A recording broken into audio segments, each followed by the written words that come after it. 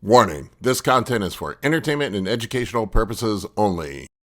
This video is brought to you by First Detachment Nutrition. Battle tested, expert formulated. Use discount code AB10 at checkout for 10% off. All right, folks, Big Paul here today, and I'm going to tell you about why I think DBOL is the trashiest of all trash steroids. People get very passionate about this. They get upset when I say this. I'm going to give you my reasons why. There are some exceptions to the rule. There are some people that respond well to DBOL, but I would say 90 to 95% of people do not handle DBOL well. And I'm going to talk about why in just 1 second.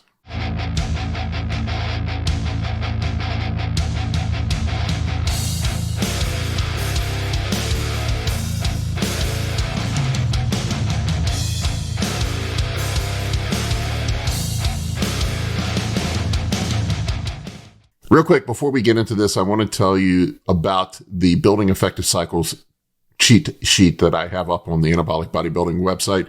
It is a quick reference guide to show you how to build a bulking or a cutting cycle and all the potential compound choices. There's like 30 or so compounds and the side effects that are associated with them. I have it on sale right now for $15, an introductory sale. It's so cheap, it's almost free.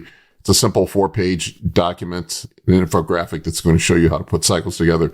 Go pick it up before the price goes up to $30. All right, so DBOL. This is a hot topic. I've mentioned this many times, and people get very hot and sweaty, bothered about this when I talk about DBOL being trash.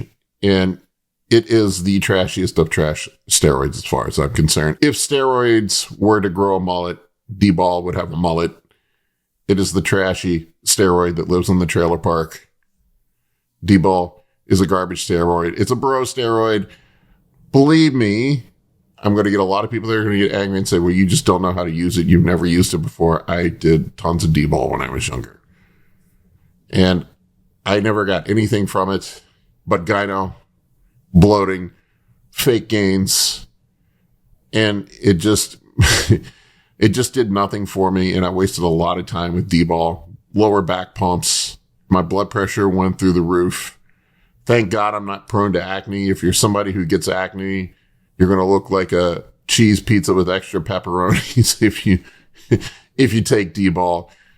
Everybody that's prone to acne, just look the fuck out. If you are prone to gyno, you better look the fuck out. And I think the fool's goal with DBOL, and this is where guys get themselves tripped up.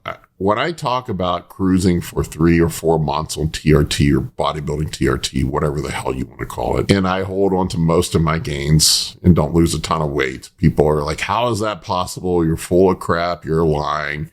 And I think it's the bros that run these stupid DBOL cycles, or a lot of them, because you gain a bunch of fake weight.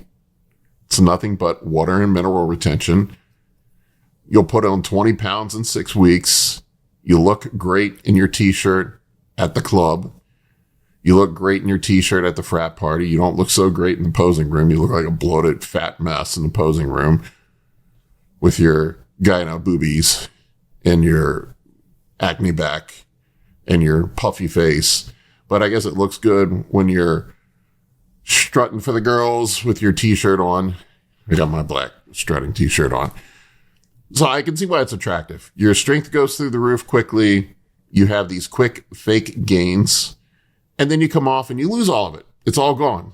You come back down to the weight you were before. So people think that you just lose all that. It's not real tissue. You don't gain 20 pounds of real tissue in 6 weeks. So I think this is why people get fooled by DBOL and then just assume that what everybody else does is trash and they must be lying when they say they come down to TRT and hang on to things. That is years and years and years of accrued real tissue, protein structures, not a bunch of bloat. Now, there are exceptions to the rule. I will acknowledge that there are some people that tolerate DBOL really well. There are some dudes that can handle DBOL and do great with DBOL, but I'm not one of them. And I would say 95% of guys I encounter are not one of them. If you are prone to gyno if you are prone to acne, if you are prone to estrogen conversion, if you are prone to high blood pressure, you need to stay the fuck away from it. You're going to grow boobies. You're going to have acne. You're going to have high blood pressure. You're going to feel like crap. You're going to look like crap when you're on it, and you're not going to retain anything from it.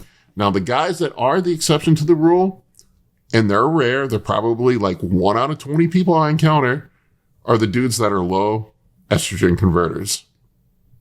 Usually the super skinny guys, the guys that are hard gainers, the guys that can't gain weight, those are people that sometimes can benefit from DBOL. It will put some weight on them. It's something that you can supplement on a cycle for a guy like that may not convert estrogen. But for the rest of us, DBOL converts to methyl estradiol. It is like if estrogen took steroids, that is methyl estradiol. It's essentially what birth control is. And methyl estradiol, from what I understand, binds with more affinity to the ER, causes side effects to be more pronounced. You're going to have all sorts of issues if you're prone to estrogen-related side effects, like I am. If you convert at a high level, like I do, you're going to be in trouble. There are better options too. So I would even say Anadrol is probably a better option than DBOL if you were going to do something in an off-season cycle that's going to produce legit gains. You'll see it. Most pros, most guys that are advanced bodybuilders went through their DBOL phase early on, and then they realize later on that it's trash and it doesn't work. And a lot of times guys will use a bit of Anadrol towards the end of a cycle, or they use no orals at all. I think a lot of guys get to a point where they just stop using orals because of the stomach distress and how it screws up your blood work. Or they limit them to very short periods of time. Like I'll limit my oral use to at the end of contest prep. Hell, I'm 4.5 weeks out yet, and I haven't even started using orals yet. Probably throw them in here in the next week or two.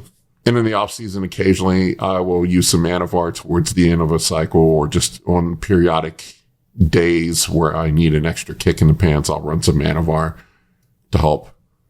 But for the most part, I stay away from orals at this point in my journey. If I were young and I went back in a time machine and went back to the young Paul, I would tell Paul to stay away from DBOL, maybe run some Anadrol. Even Anadrol can cause gyno issues, or just use Anavar, or stick with a better injectable that's going to have less side effects.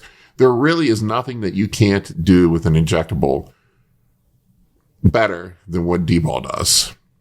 I would argue that equipoise is 1,000,000 times better than DBOL in every possible way, without all the shitty side effects that come along with DBOL. Now, like I said, there are exceptions to the rule.